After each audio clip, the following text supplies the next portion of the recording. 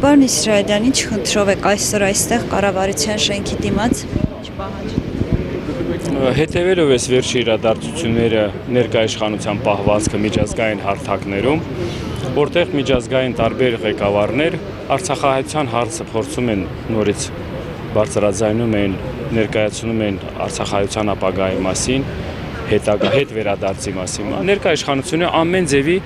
այդ հարցի պատասխանը փակում է։ Արցախի հարցը փակ է, հետ վերադարձ ժողովրդի բանը խոսքի այդ հույսը հավատը կտրում է։ Այսօր այս ակցիայի նպատակն է եղել, որ ներկայ իշխանությանը կոչ անենք, որ ընդհանրապես Արցախահայության մասին էլ չխոսա, Արցախահայության վաղվա ապագայի մասին էլ չխոսա,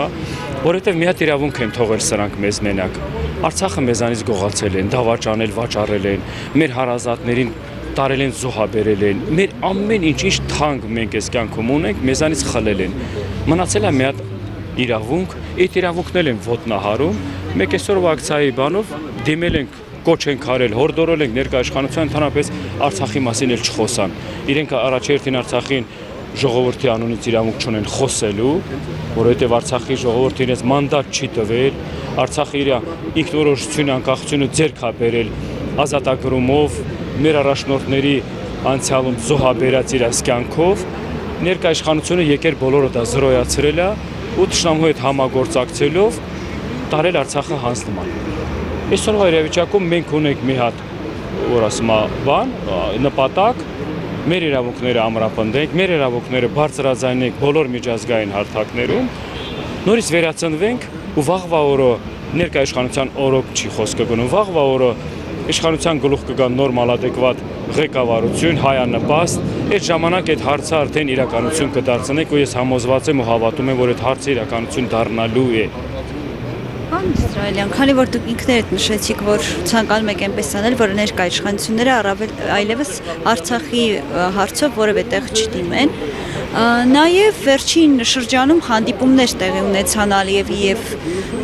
Փաշինյանի միջև, եւ Փաշինյանը այդ հանդիպումներից հետո եկավ եւ նշեց, որ մեր արցախայրը պետք է արդեն համագերբվեն այդ մտքի հետ, ոնց որ այսպես համագերբվեն, որ այլևս չեն վերադառնալու Արցախ։ Այդ մասով ինչ կասեք, այսինքն ինչպես է տրամադրվածությունը արցախցիների մոտ, ինչպես դուք եք նկատում, որպես նաև արցախցի։ Հենց այսօրվա ակցիայի բովանդակային իմաստը դրա մասին է, որ ես իրենց անվանում եմ երկու թշնամի հայազգի, այդ երկու թշնամին չորոշեն արցախցիների կամ հայազգի ապագան վաղվա օրվա։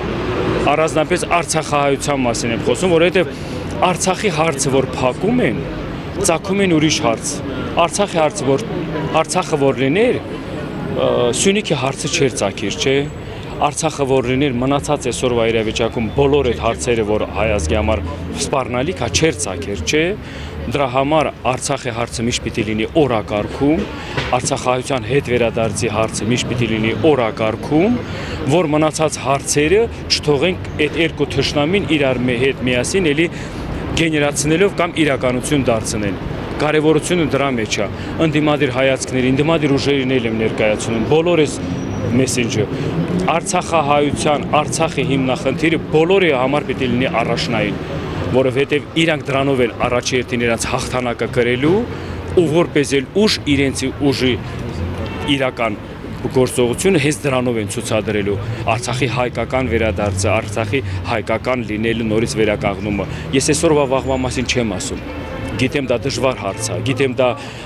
ժամանակ է պահանջում դրա համար, բայց մենք չպիտի դա մոռացության տանք։ Այն ինչ մենք մոռացության ենք տալիս, թշնամին, պատմական թշնամի է, մի մոռացեք, թշնամին ունի ծրագիր, որը իրականացում է քայլ առ քայլի։ Այդ ծրագիրը Արցախի հարցի լուծման հետո անցնում է խոսքի Սյունիքն է, չէ։ Սյունիքից հետո անցնում է իրենց ասած Արևմտյան Ադրբեջան հասկացողությունը, չէ։ Դրանից հետո նա տեսնում եք, ականատեսեք ինչա կատարվում, ցեղասպանության ուրացում են տանում, Արարատի մոռացում են տանում, ամեն ինչ այդ հարցերի որտեղից է ծագվում։ Այդ հարցերը ծագում է մեր անգործությունից, մեզ որ բավարար աշխատանքներ իրականացությունից, մեզ որ բավարար պայքար ընդդեմ որ ասում դրան։ Թշնամին, որ այդ խաղաղությունը որ ասում են, թշնամին ստեղ գալու է խաղաղություն դանակով, մեր դուրը ով ծեծեց, մեր դուրը ստեղ ով ծեծեց, նա դանակով է ծեծելու, որովհետև թշնամի խաղաղությունը տենում այնտեղ, որտեղ հայ չկա։ ժողովուրդը հանրությունը թող դա հասկանա ու Արցախն էլ թող ցավալի օրինակ լինի բոլորի համար։ Մենք չպիտի լսենք այդ սուտասանին, մենք չպիտի գնանք այդ սուտ թեզերին, սուտ խոստումներին, որովհետև մենք այդ սուտ խոստումների զոհն ենք դարել, որովհետև ընթացքում մենք այդ խոստումները տեսել ենք, որ մեր գլխին աղետ է բերել։ Հաջորդ էս նոր ընտրությունների այս քարոզարշավը, որ սրանք սկսել են, հենց այդ նույն ձևակերպով, բայց ուրիշ բառեր են արդեն օգտագործում էլի ժողովրդին խաբելու կամ ժողովրդին մոլորացնելու համար։ Անունը դրած խաղաղություն, անունը դրած 4-րդ հանրապետություն, անունը դրած էսի ամեն օր մի բան են մտածում, բայց դա սուտ խոստումներ է ժողովուրդ։ Այն ղեկավարը, որ իրեն չի արդարացրել հայ ազգի առաջ, որ հայ ժողովրդին ինքը իր ղեկավարման ընթացքում լավ բաներ չի արձանագրել, ինքը ապագայում լավ բան մեզ չի բերելու, մենակ աղետ է բերելու։ Սրանք արյունահոս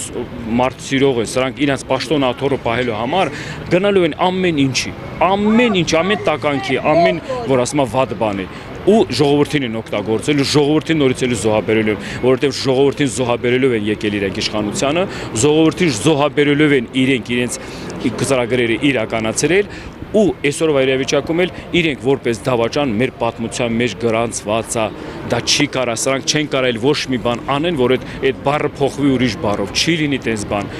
Այսօրվա իրավիճակում մեր պարտականությունը, մեր պարտքն է, մեր այն նահատակների առաջ գոնե դրանց արժանապատվությունը, երեխոց արժանապատվությունը պահենք։ Դրա արժանապատվությունը պահելու համար ուրեմն պիտի Արցախի հարցը միշտ օրակարգում լինի։ Պիտի Արցախը միշտ իր, որ ասում եմ, վառ բան պահենք, այդ հարցը միշտ վառ պահենք, որ այդ ժամանակը հնարավորություններ լինի մենք կարողանանք նորից իրականություն դարձնենք։